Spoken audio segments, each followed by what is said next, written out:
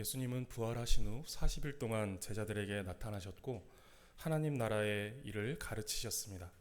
그리고 땅끝까지 이르러 복음의 증인이 되라는 사명을 제자들에게 주셨습니다.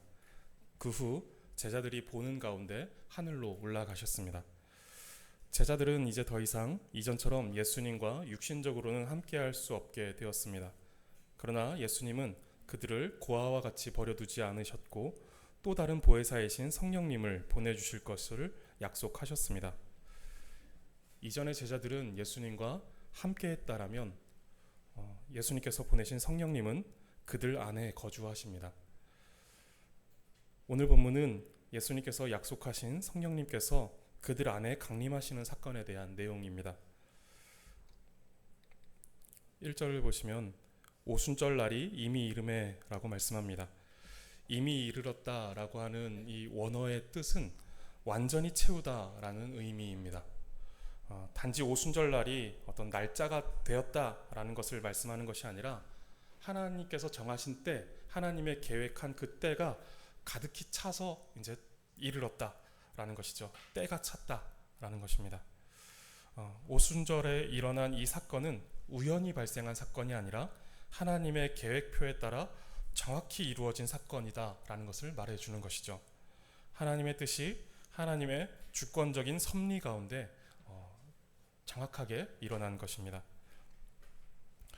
오순절의 다른 이름은 77절입니다.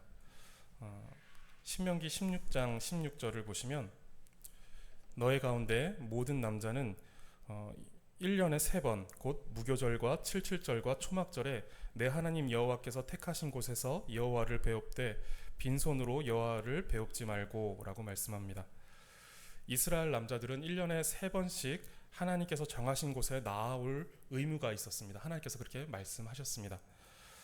당시에는 아직 가나안 땅에 들어가지도 이 신명기 말씀이 주어질 땐 아직 가나안 땅에 들어가지 못했던 상황이고 성전이 있던 때가 아니었지만 다윗 시대에 이르러서 예루살렘이 수도로 정해지고 또 솔로몬이 그곳에 성전을 건축하게 되면서 여호와 하나님께서 택하신 곳, 여기서 신명기에서 말하고 있는 하나님 여호와께서 택하신 곳이 이제 예루살렘 성전이 되어집니다. 그렇게 이스라엘 남자들은 1년에 3번 이스라엘의 주요 절기인 무교절과 77절, 초막절에 예루살렘으로 향했습니다. 그렇기 때문에 77절, 즉 오순절에는 수많은 순례객들이 예루살렘으로 모여들었습니다. 성령 강림의 사건은 수많은 유대인들이 그리고 특별히 이방 나라에 거주하고 있는 디아스포라 유대인들과 또 유대교로 개종한 이방인들까지 아주 많은 순례객들이 예루살렘에 모여 한 자리에 그 예루살렘 가운데 모여 있는 중에 성령의 강림 사건이 예루살렘 가운데 일어난 것입니다. 요세푸스라는 고대 역사가는 수십만 명이 주요 절기가 되면 예루살렘으로 모여들었다라고 말합니다. 정확히 정말 수십만 명이나 되는지 그것은 이제 정확하게 집계할 수는 없지만 그런 기록을 할 정도로 그렇게 수십만 명이나 되는 사람들이 예루살렘으로 모였다라고 역사가가 기록할 정도로 많은 사람들이 예루살렘에 모여들었다라는 것은 우리가 확인할 수 있습니다. 성령님은 이렇게 아주 많은 사람들이 예루살렘으로 모이는 때인 오순절에 예루살렘에 강림하십니다. 1절을 계속 보시면 오순절 날이 이미 이르매 그들이 다 같이 한 곳에 모였더니 라고 말합니다. 제자들은 예수님께서 승천하시고 난 뒤 다 같이 모여 약속하신 성령님을 기다리며 모여 있었습니다.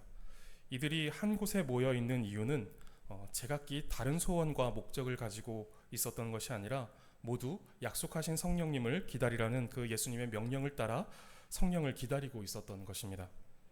우리도 이제 이 한 곳에 모여 있는데 그저 장소만 공유하는 공동체가 아니라 같은 목적과 같은 방향성, 같은 추구를 가진 공동체가 되어야 할 것입니다. 각 사람마다 다른 삶과 문제가 있지만 그 다양성 속에서 하나의 공통된 목적과 통일된 방향성을 가지고 있어야 한다라는 것입니다. 그렇게 다 같이 성령을 기다리며 한 곳에 모여 있던 제자들에게 놀라운 일이 일어납니다.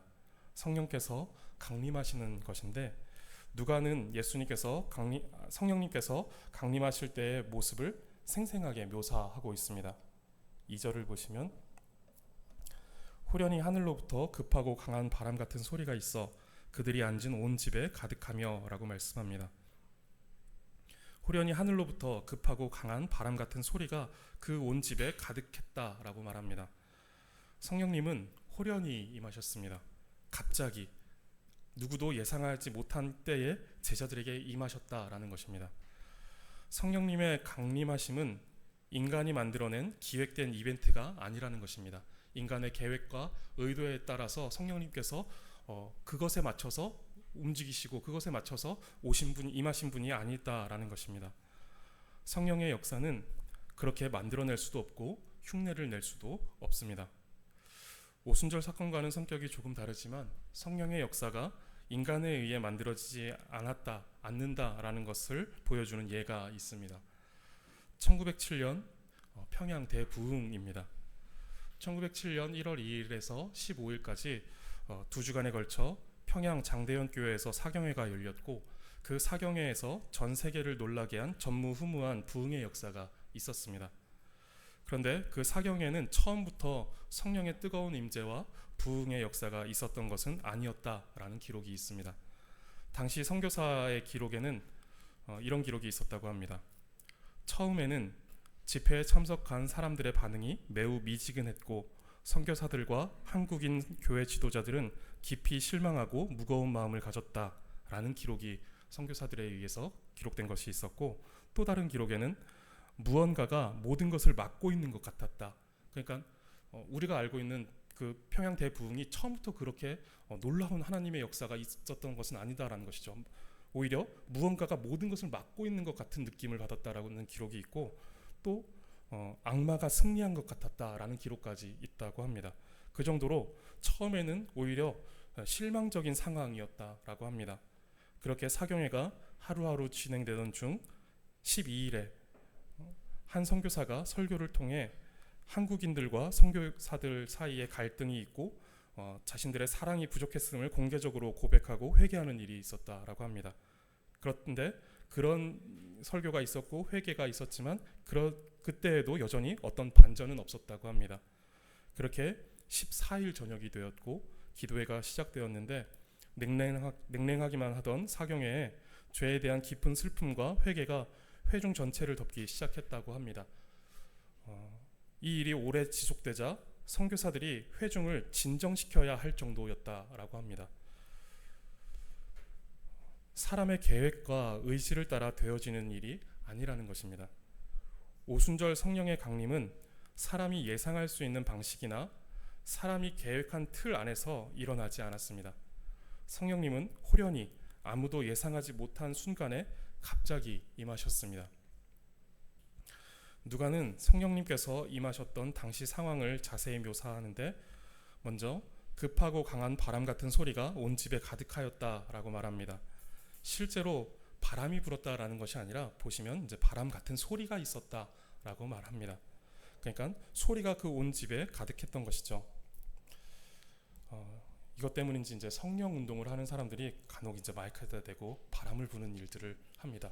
성령 받으라 이런 식으로 이제 하면 막 성령이 들어가는 아무튼 그런 행동들을 많이 하는데 매우 잘못된 행동이죠.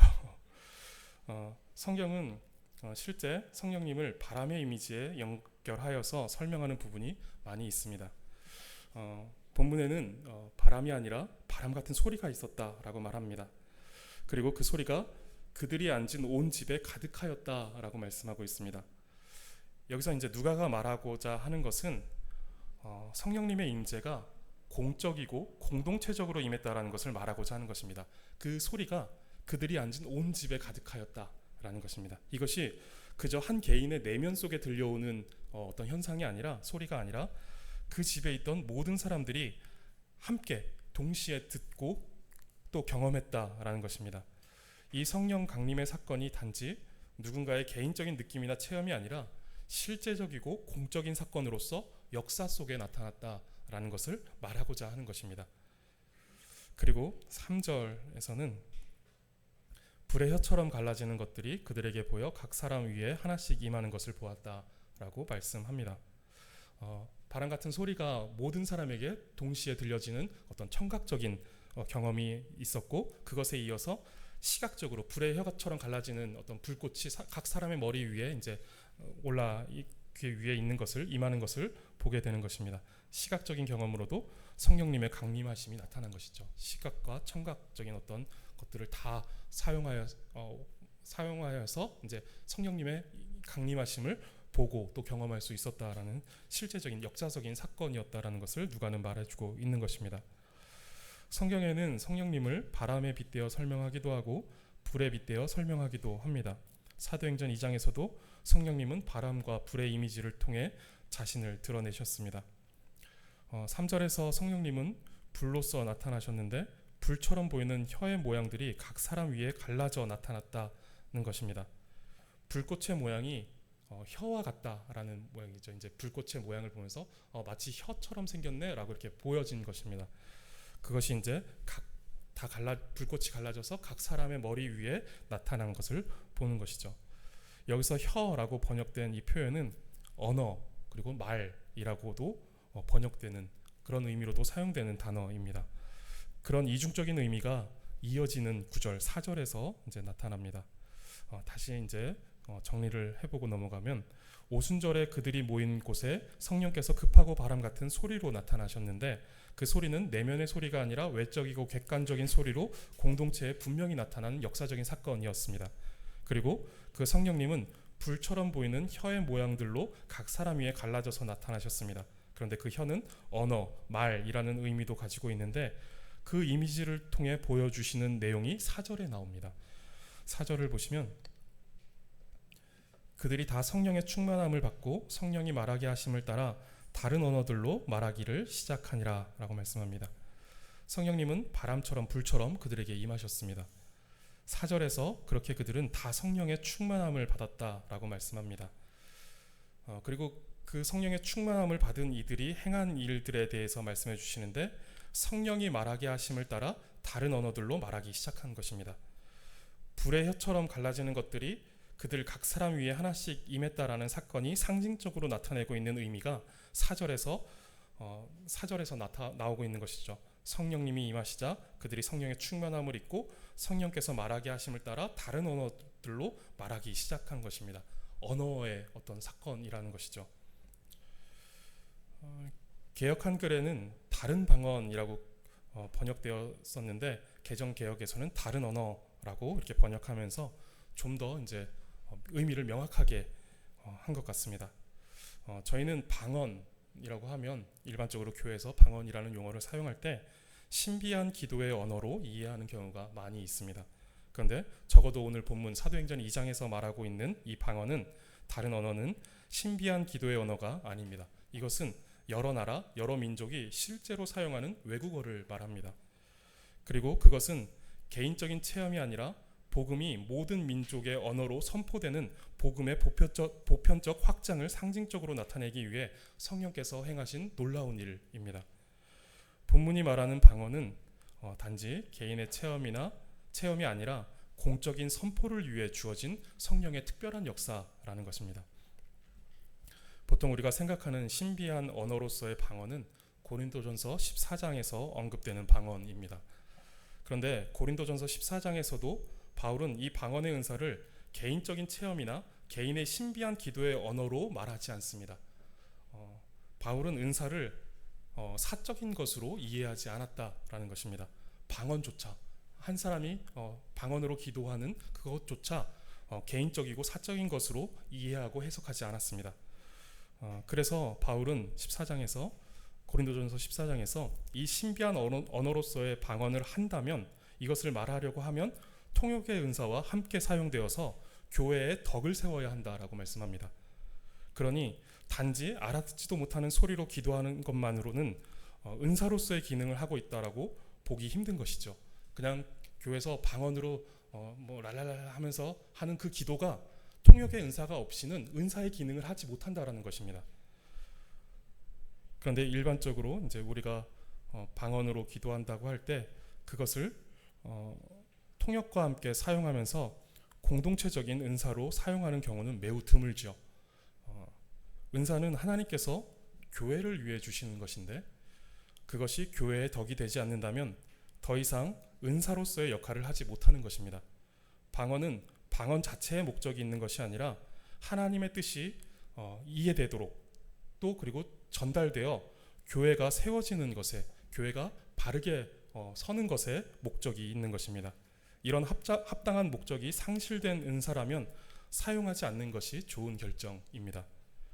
그래서 고린도전서 14장을 보면 바울이 방언과 관련하여 가지고 있는 원칙을 말하는데, 알아듣지 못하는 방언보다 알아들을 수 있는 예언을 더 높이 평가하고 있고, 또 방언을 말하려면 통역과 함께 사용하고, 그렇기 때문에 방언을 하는 사람은 방언과 함께 통역하기를 기도해라 라고 말합니다. 그러니까 방언은 반드시 통역과 함께 사용되어져야 그것이 은사로서의 기능으로서 역할을 한다라는 것이죠. 그러니까 통역이 없이는 방언은 의미가 없는 은사다라고 말하고 있는 것과 같습니다. 사도행전 2장에서의 방언은 고린도전서 14장의 방언과는 조금 다른 방언이기는 하지만 그 기능이 교회에 하나님의 뜻을 전달한다라는 면에서는 다르지 않습니다. 5절을 보시면 제자들이 성령에 충만하여 각기 다른 언어로 말하고 있을 때 예루살렘의 경건한 유대인들이 천하 각국에서 와서 예루살렘에 머물고 있었다라는 것을 말씀합니다. 앞서 말씀드렸듯이 오순절은 유대인 남자들이 예루살렘으로 모이는 중요한 절기 가운데 하나였습니다.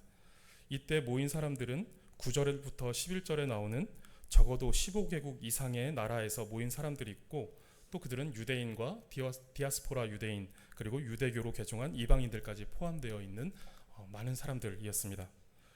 6절을 보시면 이들이 제자들이 자기들의 언어로 말하는 것을 듣습니다. 제자들이 뭐라고 말하는데 자기들의 언어로 들리는 것이죠. 여기서 이 장면을 자세히 머릿속에 한번 그려보시면 좋을 것 같습니다. 그 이미지를, 이 상황을 이제 머릿속에 이제 상상하면서 보시면 좋을 것 같은데, 120명의 사람들이 다른 언어들로 말했고 그 말을 사람들이 들었다라고 하는데 120명이 한순간에 모두가 다 함께 말을 시작했을까요? 네, 이것은 성경에 나와 있는 부분이 아닙니다. 우리가 이렇게 추측해보고 또 상상해볼 수 있도록 열려진 부분으로 이해하시면 좋을 것 같습니다. 우리도 아무리 한국말이지만 동시에 여러 사람이 말하면 알아듣지 못하는 것처럼, 그래서 이제 그런 게임도 있죠. 이구동성이라는 게임. 같이 말을 하는데 그걸 알아듣지 못하는 거예요. 네 사람만 같이 말해도 그걸 못 알아들어서 이 네 글자로 된 단어를 못 맞추잖아요. 근데 120명이 한꺼번에 말하는데 그 말이 들렸을까라는 것이죠. 확실한 것은 그리고 이들이 이제 120명이 다른 언어로 말했지만 질서를 따라 말했을 것이다 라는 것을 우리는 이제 합리적으로 한번 생각해 볼 수 있는 부분입니다. 그리고 이 120명이 말하는 것을 예루살렘에 방문한 사람들이 어떻게 들었을까라는 것을 한번 생각해 보시기 바랍니다. 2절에서는 그들이 집에 머물러 있었다라고 말합니다. 성령께서 급하고 강한 바람 같은 소리로 임하시고 불의 혀처럼 갈라지는 것이 그들 위에 임하는 것을 본 그 장소는 집이었습니다. 그런데 2장 41절을 보시면 그날 계속 이어지는 내용이죠. 2장에서 계속 이어지는 내용에 보면 베드로가 설교를 하고 그 설교로 인해서 구원을 받은 사람의 수가 3,000명이나 되었다라고 말합니다. 집에서 일어난 사건인데 3,000명이나 되는 사람이 그것을 듣고 구원을 얻는 일이 있을 수 있었을까라고 하는 또 합리적인 어떤 생각을 해볼 수 있는 것이죠. 현실적으로 아무리 부유한 집이라고 해도 3,000명 이상이 모일 수 있는 집이 있었을까라는 것입니다. 아마도 성령 충만을 받은 제자들이 여러 사람이 모일 수 있는 장소로 이동했을 것으로 보입니다. 성령 충만함을 받고 이들이 사람들이 모이는 곳으로, 사람들이 많은 곳으로 나아간 것이죠. 나가서 그곳에서 각기 다른 언어들로 성령의 충만함을 받고 성령께서 주시는 그 언어들을 따라서 말하기 시작한 것입니다. 그 이후에 베드로가 나와서 설교하지 않았을까라는 생각을 해보게 되는 것입니다. 그렇게 6절에 큰 무리가 모여 각각 자기들의 언어로 말하고 있는 제자들을 본 것이죠. 이때 큰 무리가 자기들의 언어로 들었던 내용이 무엇이었을까라는 것이 중요할 것 같습니다. 11절을 보시면 우리가 다 우리의 각 언어로 하나님의 큰 일을 말함을 듣는도다 라고 말씀합니다. 이 사람들이 성령의 충만함을 받아서 다른 언어들로 이렇게 이야기하는데, 그 다른 언어를 자기 언어로 이제 듣는 사람들이 그 말을 듣고 보니까 이 말의 내용이 하나님의 큰 일이었다라는 것입니다. 그러면 하나님의 큰 일은 무엇일까요? 하나님의 큰 일은 제자들에게 성령이 임하시면 성령의 권능을 받고 예루살렘과 온 유대와 사마리아와 땅끝까지 이르러 내 증인이 되리라 라고 말씀하셨을 때, 그 증인이 선포하는 증거의 내용, 증언의 내용이었겠죠. 그리고 그 내용은 이어지는 베드로의 설교의 주된 내용이기도 했을 것입니다. 즉 하나님의 큰 일은 그리스도의 십자가와 부활, 그리고 그리스도의 승천과 성령의 강림에 대한 복음의 핵심적인 내용이었을 것입니다. 성령께서 임하시자 제자들은 다른 나라의 언어들로 하나님의 큰 일, 복음을 선포합니다. 그러자 천하 각국에서 온 사람들이 자기들의 언어로 복음의 내용을 듣고 놀라게 됩니다. 사도행전 2장은 매우 간단 명료하게 성령의 강림 사건에 대해 말씀해주고 있습니다. 그리고 단지 어떤 신비한 체험에 대한 것도 아니고 또 폭발적인 능력에 대한 것도 아니었습니다. 사도행전 2장 성령 강림의 사건은 그러한 일에 주목하고 있지 않습니다. 근데 우리가 마치 그렇게 상상하는 것이죠. 성령께서 임하시는 것, 그것을 매우 폭발적인 능력의 역사일 것이다, 그것이 어떤 신비한 체험으로 가득한 역사일 것이다 라는 우리의 상상과 우리의 기대가 거기에 반영되어서 우리는 사도행전 2장에 대할 때 그런 기대를 가지고 바라보게 됩니다. 그러나 성경이 이제 주목하고 있는 내용은 그것이 아니다라는 것을 볼 수 있는 것입니다. 본문은 성령님께서 예수님께서 하나님의 나라와 복음을 선포하고자 오셨듯이 그 사역의 연장선에서 교회를 통해 땅끝까지 하나님의 나라와 복음이 선포되도록 하는 일을 위해 오셨다라는 것을 말씀하고 있습니다. 창세기 11장에는 바벨탑 사건이 나옵니다. 인간은 하나님께 죄를 짓고 하나님을 대항하여 자기 이름을 높이고 흩어짐을 면하게 할 높은 탑을 쌓았습니다. 그들은 하나님 없는 나라를 만들어 하나님 없이 하나가 되어 인간 중심적이고 인간에게 주권이 있는 나라를 세우고자 했습니다. 하나님은 그런 인간의 언어를 혼잡하게 하시어 죄악된 소통을 막으셨고 그들을 이제 온 땅으로 흩으셨습니다. 그런데 오늘 본문인 사도행전 2장은 바벨탑에서 흩어진 열방을 하나님께서 복음으로 다시 모으기 시작하는 사건으로 볼 수 있습니다. 사건의 진행 방향을 보시면 바벨탑 사건에서는 사람이 하나님을 대항하여 높은 탑을 쌓아 올리고 있었습니다. 사람이 하나님을 대항하면서 하나님을 향하여서 어떤 높은 탑을 쌓으면서 하나님을 대항하고 교만히 하늘을 찌르는 이런 모습을 보여주고 있는 것입니다. 그에 반해 성령 강림 사건은 가장 높은 곳에 계신 하나님께서 성령으로 사람에게 임하시는 것을 볼 수 있습니다.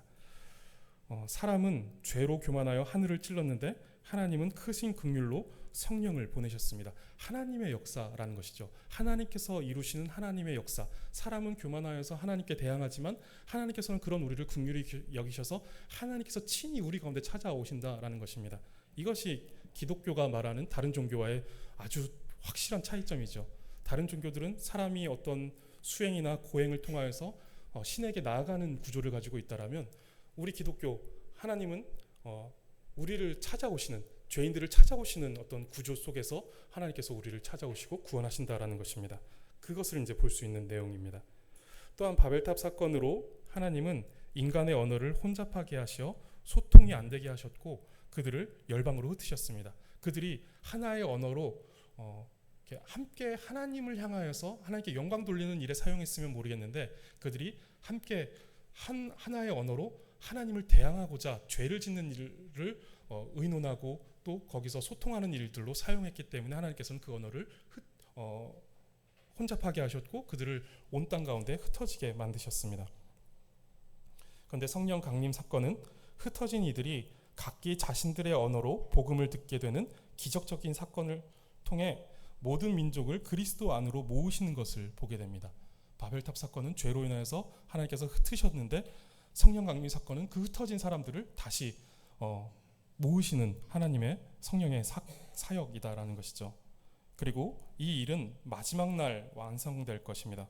요한계시록 7장 9절에서 10절을 보시면 이 일 후에 내가 보니 각 나라와 족속과 백성과 방언에서 아무도 능히 셀 수 없는 큰 무리가 나와 흰 옷을 입고 손에 종려가지를 들고 보좌 앞과 어린 양 앞에 서서 큰 소리로 외쳐 이르되 구원하심이 보좌에 앉으신 우리 하나님과 어린 양에게 있도다.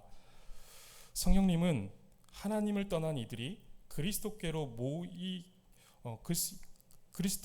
모이는 그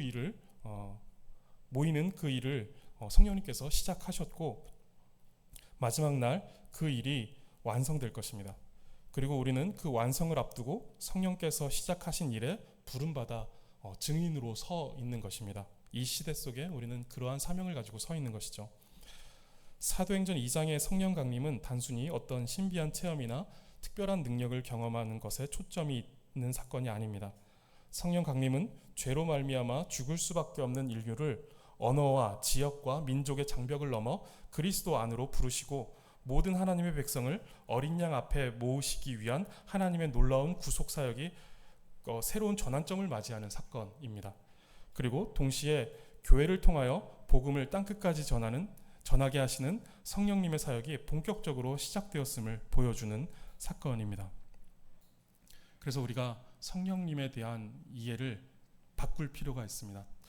성령님의 가장 주된 사역은 어떤 능력으로서 나타나시는 일이 아니라 복음을, 그 하나님의 구원 역사를 예수 그리스도께서 획득하신 그 구원을 우리 각 사람에게 구체적으로 적용하시는, 그래서 실제적으로 구원을 이루어내시는 그 일들을 하는 것이 성령님의 가장 주된 사역입니다.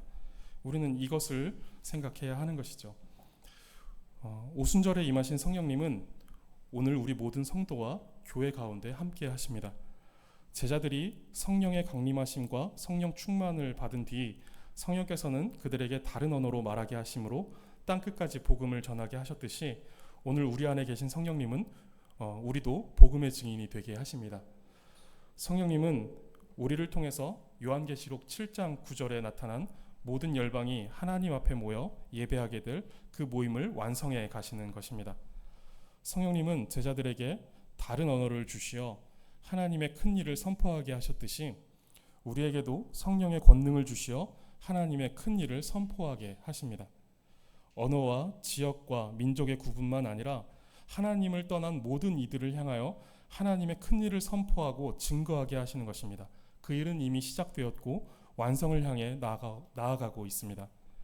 그리고 온 열방이 한자리에 모여 하나님을 예배하는 영광스러운 역사를 성령을 받은 우리를 통해 완성해 가고 계십니다. 이 놀랍고 영광스러운 역사에 성도님들 기쁘게 참여하시기 바랍니다. 가정과 직장 그리고 학교, 마주하는 모든 일상의 현장에서 우리와 다른 가치관과 목적, 추구를 가지고 하나님을 떠나 각기 제 길로 흩어져 버린 사람들에게 나가시기 바랍니다. 우리와 소통이 되지 않을 것 같은 그런 사람들에게까지 나아가시기 바랍니다. 하나님께서는 언어가 다른 사람, 언어가 혼잡하여서 그 언어를 알아듣지 못하는 사람들에게 다른 언어들을 주심으로써 그들의 언어로 듣게 하시는 능력을 보여주셨습니다. 지금 우리가 굳이 외국어를 말하는 것이 아니라 우리와 소통이 되지 않는, 우리와 다른 가치관을 가지고 있고 또 다른 목적을 가지고 다른 추구를 가지고 살아가고 있는 그 사람들에게 나아가서 그들에게 복음을 전할 수 있게 하신다라는 것입니다. 우리는 성령의 권능을 받아서 새로운 성품을 받게 되죠. 그래서 우리와 맞지 않는 사람들을 미워하고 밀쳐내고 그들과 함께하지 않으려고 하는 성품이 아니라 그들과 함께하고 그들을 사랑하여 그들을 그리스도의 사랑으로 품어내려는 성품을 가진 사람들입니다. 우리는 그 성품으로 그들과 소통하게 되는 것이죠.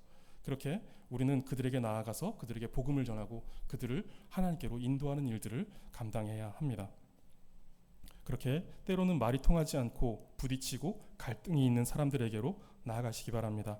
성령님은 이 모든 장벽을 넘어 주의 택한 모든 백성을 어린 양 그리스도 앞으로 모으시고자 우리 가운데 오셨고 우리에게 사명을 주셨습니다. 성령님은 우리를 통해 구속의 이야기를 완성하시며 마지막 날에 있을 그 영광에 우리를 참여케 하고자 하십니다. 오늘도 성령께서 써내려가시는 이 구속의 역사 앞에 우리의 삶을 기꺼이 내어드리시어 성령께서 쓰시는 그 성령의 역사의 한 페이지에 기록되시는 성도님들의 삶이 되시기를 바라겠습니다.